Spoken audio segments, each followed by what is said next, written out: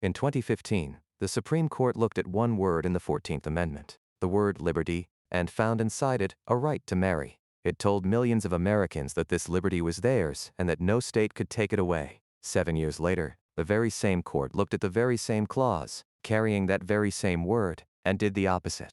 It withdrew a right the court had earlier found living in exactly that language, a right that had stood for nearly half a century, one clause, one word, a right recognized and a right erased.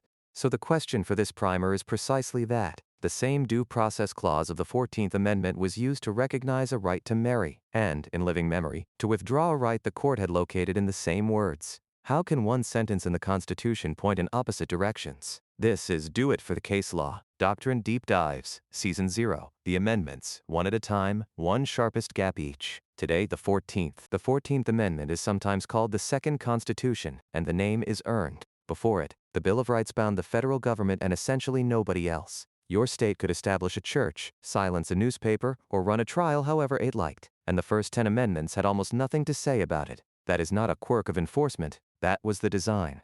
The Constitution of 1789 was a charter of limits on a national government, and the states were left to their own constitutions and their own consciences. The 14th Amendment, ratified in 1868 in the wake of the Civil War, turned that around, and it did so deliberately. Read Section 1 and count how many times it names its target. All persons born or naturalized in the United States are citizens of the United States and of the state wherein they reside. No state shall make or enforce any law which shall abridge the privileges or immunities of citizens of the United States, nor shall any state deprive any person of life, liberty, or property without due process of law, nor deny to any person within its jurisdiction the equal protection of the laws. 4 clauses in one section, and 3 of them begin by pointing at the states. That repeated word, state, is the rewiring. The 14th pointed the Constitution's guarantees at the governments closest to ordinary life: your legislature, your city council, your police department, your school board. Almost every constitutional right you can actually assert against a local official today runs through this amendment. When we say the First Amendment stops your mayor from shutting down a protest, we are really saying the 14th carries the first against your mayor, and there is a second engine in the same section worth naming, because it does enormous work. Section 5 gives Congress power to enforce the amendment by appropriate legislation, that is the authority behind much of the country's civil rights legislation.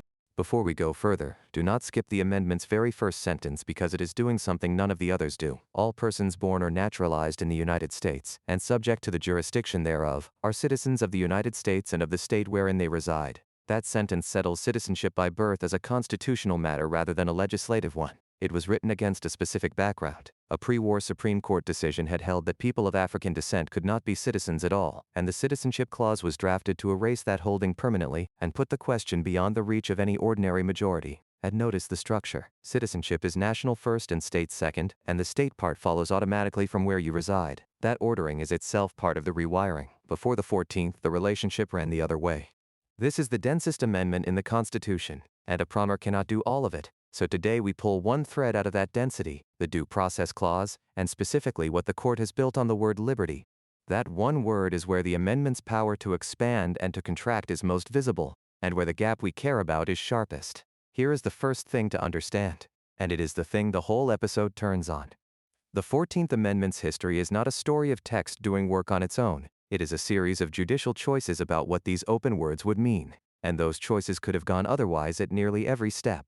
5 years after ratification, the court decided its first major 14th Amendment case, the slaughterhouse cases, in 1873. A group of Louisiana butchers argued that a state-granted slaughterhouse monopoly violated their rights as citizens of the United States. And here is the crucial part. The clause they leaned on was the Privileges or Immunities Clause. On its face, that was the natural home for a body of national rights the states could not abridge. It is the clause that sounds like it was built to carry substantive protections against state governments. But the court read it astonishingly narrowly. It began by drawing a sharp line between 2 kinds of citizenship. Here is the holding, verbatim, quote, "It is quite clear then that there is a citizenship of the United States and a citizenship of a state, which are distinct from each other, and which depend upon different characteristics or circumstances in the individual." End quote.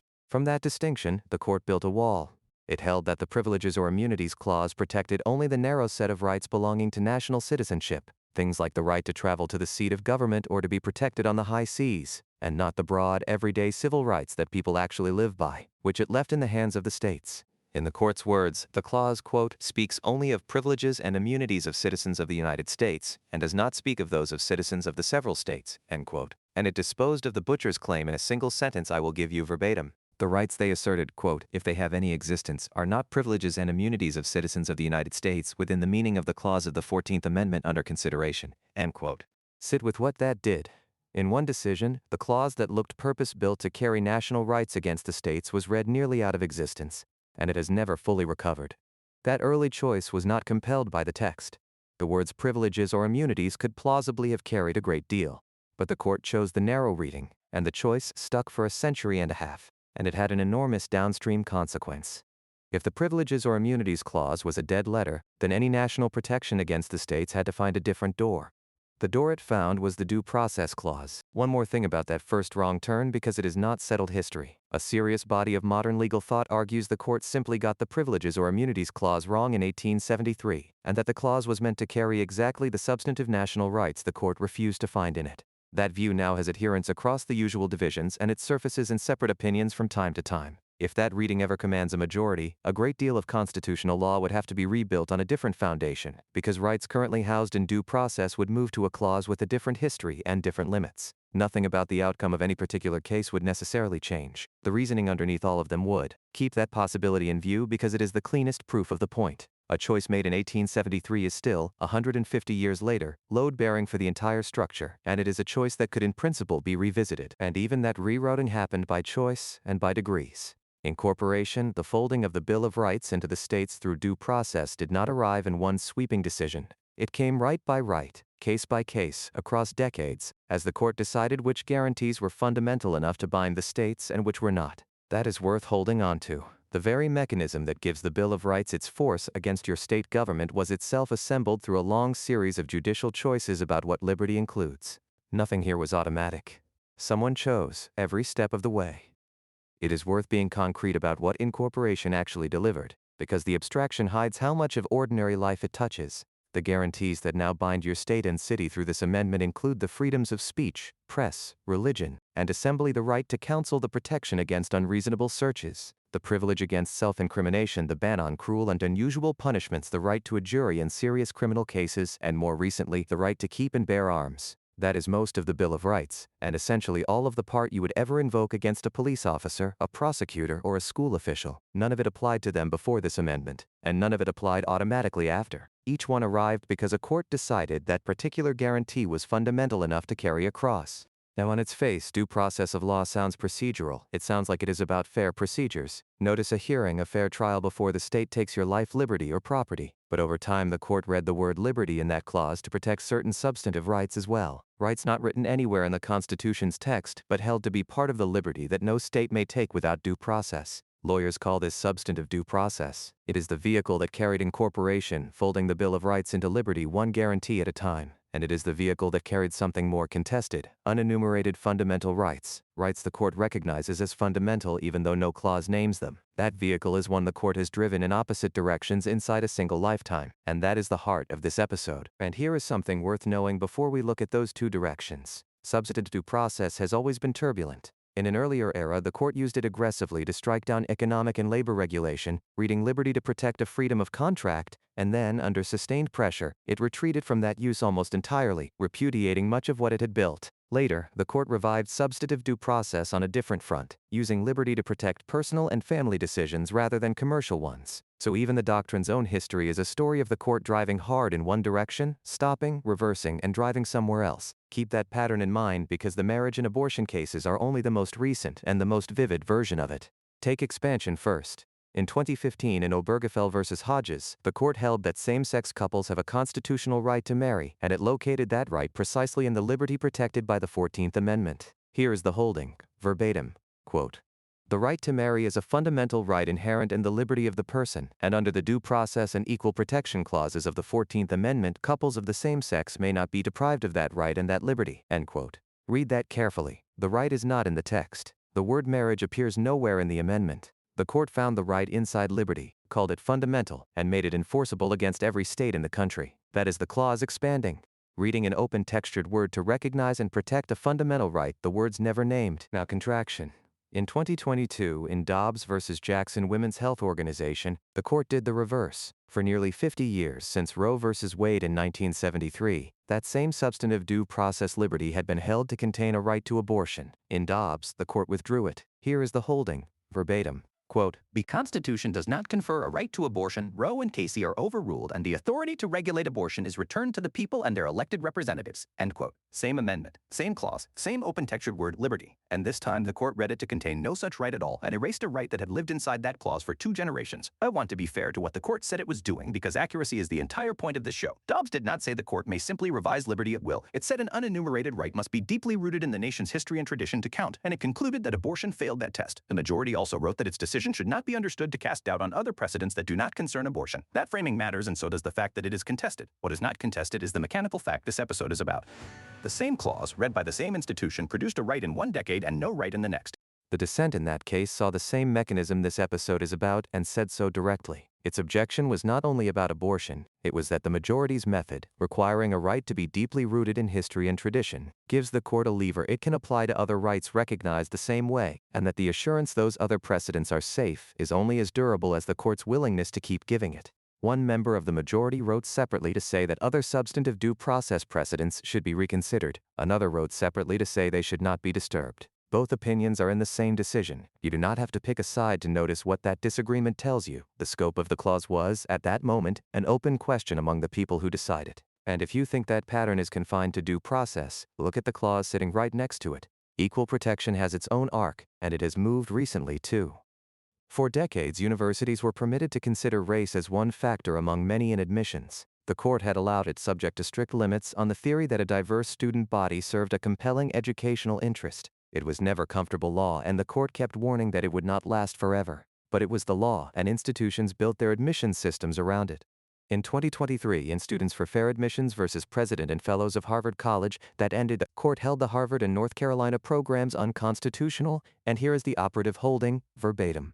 Because those programs, quote, lack sufficiently focused and measurable objectives warranting the use of race, unavoidably employ race in a negative manner, involve racial stereotyping, and lack meaningful endpoints, those admissions programs cannot be reconciled with the guarantees of the Equal Protection Clause, end quote. Notice the structure of that sentence. It is not a bare declaration that race may never be considered, it is a list of defects, and then a conclusion that programs with those defects cannot stand, but the practical effect was immediate and national. Put the two clauses side by side and the pattern is the same one. Equal protection, like liberty, is an open-textured phrase. Nothing in the words equal protection of the laws tells you whether a university may weigh an applicant's race in order to build a diverse class. The text is compatible with the answer the court gave for decades, and it is compatible with the answer the court gave in 2023. What changed was not the sentence, it was the court's account of what that sentence requires. Two different clauses of the same amendment, both reversing course inside a decade, is not a coincidence. It is what happens when the operative words are broad enough to hold more than one answer. Equal protection has its own long arc, and it is the sharpest illustration in the whole Constitution of a clause meaning opposite things at different times. The words were ratified in 1868. Within a generation, the court had approved state-mandated racial segregation, holding that separate facilities could satisfy the equal protection guarantee so long as they were nominally equal. That reading governed American life for more than half a century. Then, in 1954, in Brown v. Board of Education, the court held that separate educational facilities are inherently unequal, and the earlier rule collapsed. Same clause, same words, segregation permitted, then segregation forbidden. Nothing in the text moved between those two decisions. If you want a single example of why this amendment's meaning cannot be read off its face, that is the one to keep. And there is a whole other 14th Amendment we are barely touching, a B-side that shows the amendment reaches well past due process and equal protection. Section 3 of the same amendment disqualifies certain oath-breakers from holding office. In 2024, in Trump v. Anderson, the court took up who gets to enforce that section and held verbatim that, quote, states have no power under the Constitution to enforce Section 3 with respect to federal offices, especially the presidency, end quote. We are flagging that one for the full season, because it is its own episode. But notice how neatly it fits the pattern. The words of the amendment are old and fixed, and what they actually do in the world depends entirely on what the court reads into them, and when. Section 5 deserves one more word because its limits are as instructive as its power. The amendment gives Congress the authority to enforce these guarantees by appropriate legislation, and that authority is real. It is the constitutional basis for a great deal of federal civil rights law, but the court has held that enforcing a right is not the same as redefining it. Congress may craft remedies for violations the court recognizes it may not, under this section, expand what counts as a violation in the first place, which means the enforcement power, powerful as it is, ultimately runs on the court's definition of the right. Even the branch elected to make law is, in this corner of the Constitution, working from a definition it does not control. So here is the thesis, and it is sharper than the usual promise versus reality gap, because in the 14th the gap itself moves. In most of these episodes the words promise one thing and a stable doctrine quietly delivers something narrower. The gap sits still and you learn to see it. The 14th is different. Its central words, liberty, due process, equal protection, privileges or immunities, are so open-textured that their content is, to a remarkable degree, simply whatever the court currently reads into them. And currently is the load-bearing word. Privileges or immunities was read almost to nothing in 1873 and left there. Due process was read to create a marriage right in 2015 and to erase an abortion right in 2022. Equal protection permitted race-conscious admissions for decades and then did not. The same sentence granted a right and then took one away. Not because the sentence changed, since it has not changed a syllable since 1868, but because the court changed. Think about what that means for anyone trying to know what the 14th Amendment protects. You cannot answer the question by reading it. You genuinely cannot. The text will tell you that no state may deprive any person of liberty without due process of law, and that sentence is equally consistent with a constitutional right to marry and with no constitutional right to abortion. Both readings fit the words. The words are not doing the deciding. Bring it down to one person on one ordinary day. Someone is stopped by a city police officer. Whether that officer needs a reason for the stop, whether anything found can be used at trial, whether a lawyer is provided, whether the eventual sentence is measured against a standard of decency, whether the person is treated differently because of who they are, and whether any of it can be challenged in court at all. Every one of those questions reaches the Constitution through the 14th Amendment. None of them would have before 1868. That is the scale of what this amendment did, and every one of those protections arrived because someone, at some point, read an open word broadly and could later read it narrowly. That is not a criticism of anyone. It is a structural fact about broadly worded constitutional text, and it is worth naming plainly rather than pretending the text settles more than it does. A lawyer who tells you what the 14th Amendment means is really telling you what the court has most recently said it means, and the honest version of that sentence includes the words "most recently." It is also why the composition of the court is not a side issue in 14th Amendment law. It is close to the whole ballgame. When the operative words can hold more than one answer, the identity of the people choosing among those answers is doing work the text cannot do for itself. That is the sample. A full Amendment 14 season on this show would take the marquee arc one question at a time, the Privileges or Immunities Clause, and whether the early narrowing was right incorporation guarantee by guarantee the rise, collapse, and revival of substantive due process, equal protection from the Reconstruction promise through the modern cases Section 3, and who enforces it in Section 5, and how far Congress's enforcement power actually reaches. One doctrinal question per episode, each anchored in cases we verify, not cases we remember. A word on how this show works. Everything you just heard is legal education, not legal advice. We are teaching how the doctrine moves, not telling you what to do about any question in your own life. And every case in it is real, named, and verified. The Slaughterhouse cases, Obergefell versus Hodges Dobbs Students for Fair Admissions, and Trump versus Anderson were all pulled from the court's own opinions before I wrote a single word, and every citation is in the show notes. That is the whole ethos, and it is the name of the show. Do it for the case law. I'll see you at the next amendment.